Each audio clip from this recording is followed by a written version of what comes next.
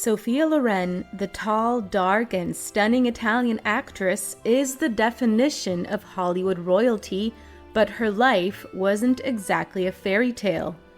From her traumatic childhood to her complicated love life, there were incredible secrets hidden behind Sophia Loren's sultry smile. The married Loren just couldn't resist Carrie Grant's charm. One day, Grant gave her the shock of a lifetime. Not knowing what to do, Loren fled to Greece. When she arrived, she found a heartbreaking surprise waiting for her. She overcame countless obstacles to become a Hollywood icon, including putting up with some of Tinseltown's most obnoxious leading men. More on that later. Her love life centered around two men who were mad for Sophia. Both wanted to spend their lives with her, but many complications were standing in the way, including secret marriages and even possible prison time.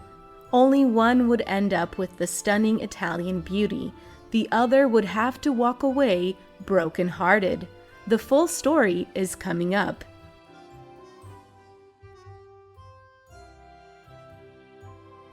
Sophia was born in 1934 in Italy. Her father, Riccardo Ciccolone, abandoned the young Sophia and her mother without any financial support. Loren only met her father 3 times in her entire life. Once she became a star, she had no time for the father who left her. Loren was tall for her age and incredibly skinny. The other children in the neighborhood would tease her mercilessly, dubbing her the toothpick. Well, they wouldn't be laughing for too long. Everything changed for young Sophia one summer when she was 15. She and a group of friends were in Rome looking for something to do. They decided to take part in the Miss Italia pageant. While Sophia chatted with her friends, a stranger brought a note to their table. It was for her. The note was from a man named Carlo Ponti. Ponti happened to be one of the judges for Miss Italia. He took one look at the toothpick and marveled at her beauty. He told her she simply had to enter the contest. Now, most teenage girls would be terrified by this sudden attention from a strange middle-aged man. But Sophia wasn't ordinary. Her entire life, her mother had told her that she was a star, and it was time to prove it. 15-year-old Sophia Ciccolone entered the 1950 Miss Italia pageant. She took home the title of Miss Elegance, second in the pageant. For a teenage first-timer, I'd say that's pretty good, but the beauty pageant was just the beginning. Carlo Ponti wasn't just a beauty pageant judge. He was also a film producer. He quickly hired Sophia to appear in some of his movies. He told her she should change her name. She was now Sophia Loren. With Ponti in her corner, there was no telling how far this bright-eyed young starlet could go, but Ponti's interests weren't entirely pure. The age gap between Loren and Ponti would never close. But as she grew into a young woman, her relationship with the film producer took a turn. She has always claimed that they were nothing more than friendly in the early days, but once she turned 19, all bets were off.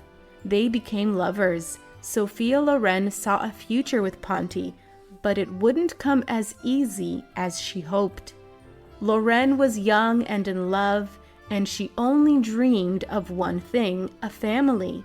She never forgave the father who abandoned her. She wanted the family life she never had, but it wasn't that easy. You see, Carlo Ponti had a secret. Carlo Ponti wasn't just decades older than Sophia Loren, he was also married with 2 kids. He had become estranged from his wife, and he fell into the arms of the beautiful and young Loren. But it was even worse than it appeared. Not only was Carlo Ponti a married man, but divorce was actually illegal in Italy at the time. The legitimate family that Loren longed for was out of her reach. But now she had other dreams, dreams that lived across the Atlantic, in Hollywood. Sophia Loren started acting in Italian films when she was just 16. It took only a few years for the world to take notice. This tall, dark, and stunning young actress made Hollywood execs go gaga. They all fought to be the one to sign her, and Paramount got to her first. She signed a 5-picture deal with the studio and headed towards the bright lights of Tinseltown. Hollywood might have been intimidating for a young girl from Italy, but the town welcomed her with open arms. Her 5-picture contract with Paramount put her on the map. Within a few years, she was a household name. Sophia Loren was officially an international film star, but that wasn't enough. She would soon be the biggest actress on the planet. Sophia Loren was a star, but she wouldn't expect anyone to hand anything to her. She worked for her reputation. Between 1950 and 1955, she appeared in a whopping 35 films. She loved to work at first, but few people can keep such a hectic schedule without it taking a toll on them eventually. One night, Sophia Loren lay in bed when she suddenly found she couldn't breathe. Once the attack subsided, she rushed to her doctor, convinced she had asthma, pneumonia, or something worse. It took mere moments for the doctor to diagnose her. She'd had a panic attack. The stress and anxiety of her schedule had finally gotten to her.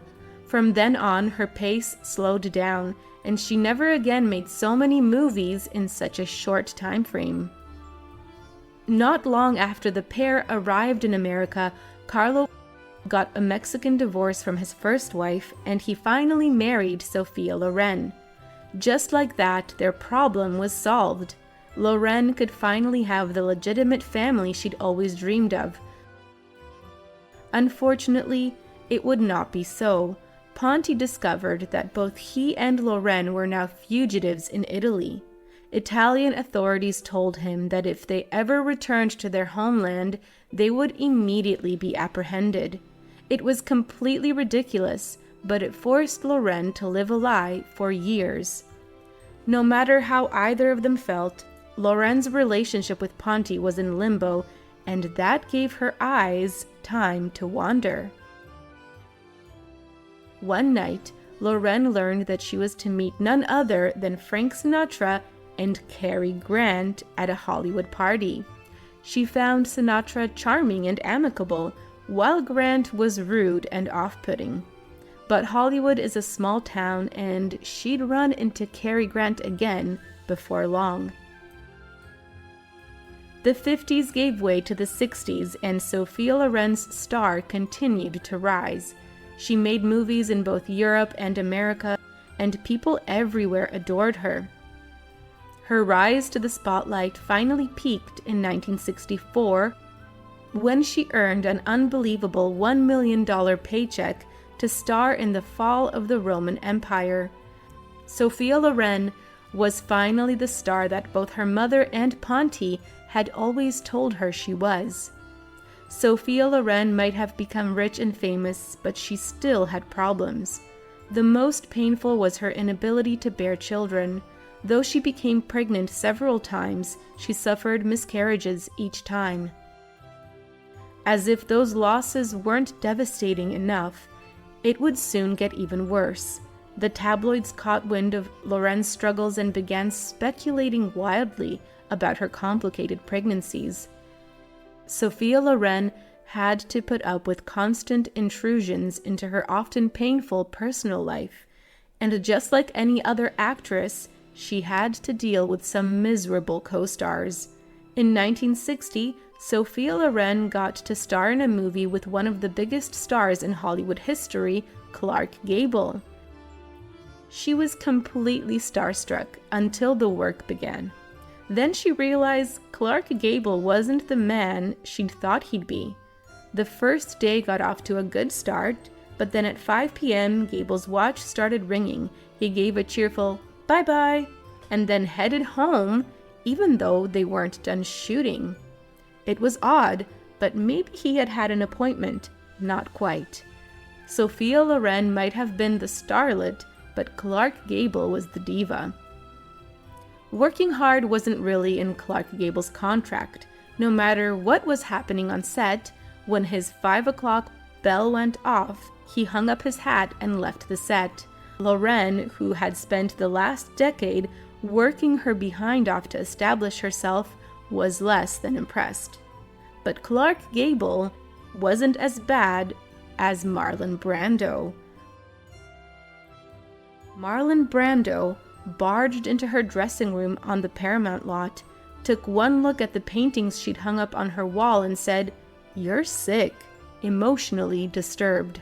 You should see a psychiatrist." What a great start to a professional relationship. And that was just the beginning. Before shooting a scene, he came up close to Loren and stroked her back. She said, "Don't do that, I don't like it." Then as soon as the cameras started rolling, he did it again. Loren turned and glared at him, then said she'd slap him in the face if he ever touched her again. From now on, their working relationship was in the toilet. Brando talked about Loren behind her back. He said that her breath reeked from all the Italian food she ate. He said it was worse than a dinosaur's. Making the movie was miserable for both of them. So when it came time to film their big kiss, Brando couldn't help but mess with her. After the pair smooched for the first time, Loren recoiled. Brando had whispered something in her ear, and it wasn't sweet nothings. Loren stormed over to the crew after the first take. "Do you know what he just whispered to me? That I have long hairs growing out of my nose." Unsurprisingly, that take was a bust.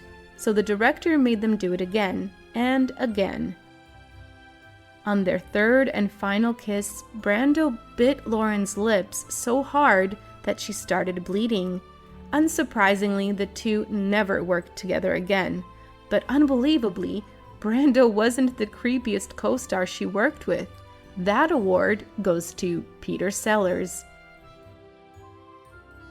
When Sophia Loren signed on for The Millionaires, the studio reached out to iconic British comedian Peter Sellers. He wasn't at all interested at first, until he learned that Loren was involved. He positively leapt at the chance to work with Sophia. Loren and Sellers got along famously while filming The Millionaires, but Loren assumed their relationship was completely platonic. She was dead wrong. Sellers grew more and more obsessed with her as the days passed. Eventually, he couldn't take it anymore.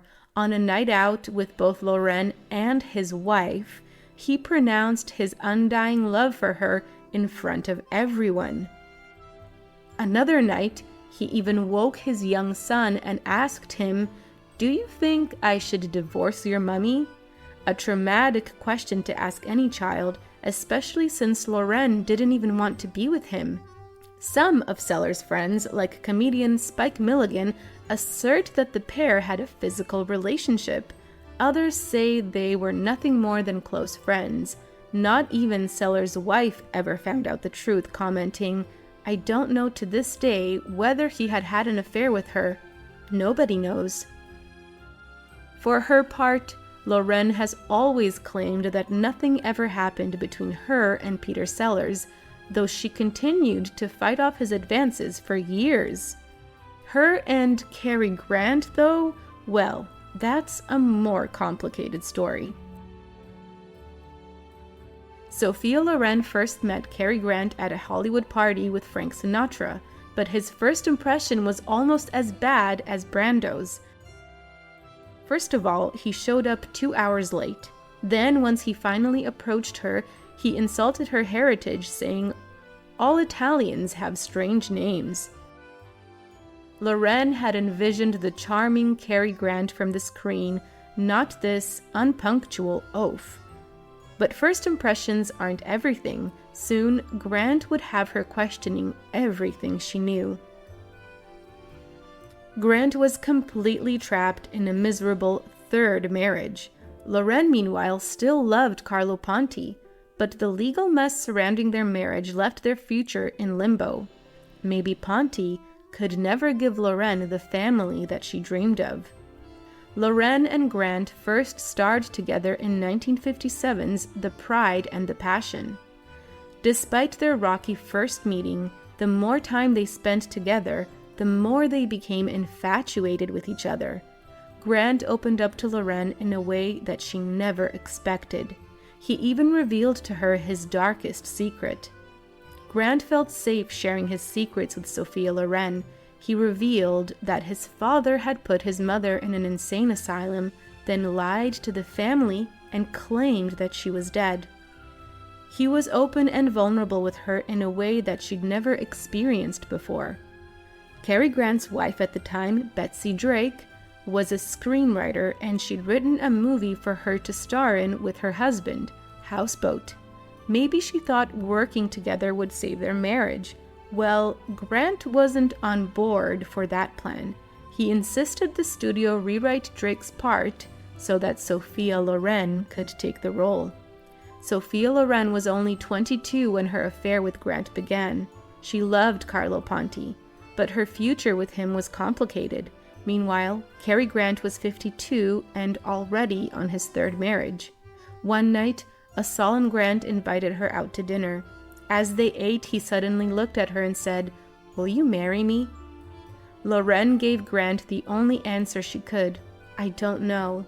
Choosing between her two men wasn't going to be that simple. The next day, she flew to Greece to film a movie. When she arrived, she found a surprise waiting for her. A bouquet of roses and a pale blue note with the words, "Forgive me, dear girl. I press you too much. Pray and I will do the same. Until next week. Goodbye, Sophia. Carrie." Now, Sophia Loren had a serious decision to make. Cary Grant was the complete package. He was so much more than a Hollywood movie star. He was wonderful, charming, and very romantic. He constantly showered her with gifts, flowers, and professions of his love, and he wanted her to be his wife. Perhaps he could give her the family she'd always dreamed of. But it wasn't like Loren was choosing between Grant and some deadbeat. Ponti loved her and supported her, and he was Italian. Plus, there were the optics. Both Loren and Grant were married when they got together, and Loren had seen firsthand how the press treated divorced women. She had watched as the tabloids eviscerated Ingrid Bergman for divorcing her husband. Could she risk that herself to be with Grant? In the end, Loren knew in her heart which choice she had to make.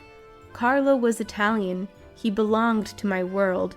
I know it was the right thing to do for me. Eventually, the legality of their marriage was sorted out. They would remain happily together until Ponti's passing in 2007. Unfortunately, let's remember that Cary Grant had the female lead in Houseboat rewritten for Loren. When Loren broke off their relationship, the set became painfully awkward. Grant still held out hope that one day Loren would change her mind and come back to him, but that day would never come. Loren and Ponti officially married for real this time in 1966. Eventually, Grant and Loren became close friends, and Grant even sent his congratulations when Loren and Ponti had children. At first, Sophia was an exciting new actress. Then she was a movie star and a sex symbol. By the 1980s, she transcended again, this time to icon status. She released the first of many biographies. She turned her life story into a biopic where she played herself and her mother. Loren even launched her own perfume, the first female celebrity to do it. There's a reason Sophia Loren still holds a mystique about her that no other star, past or present, has matched. All her contemporaries have one big disadvantage. They are not Sophia Loren. Thank you for watching this video. Please like and subscribe for more fascinating content.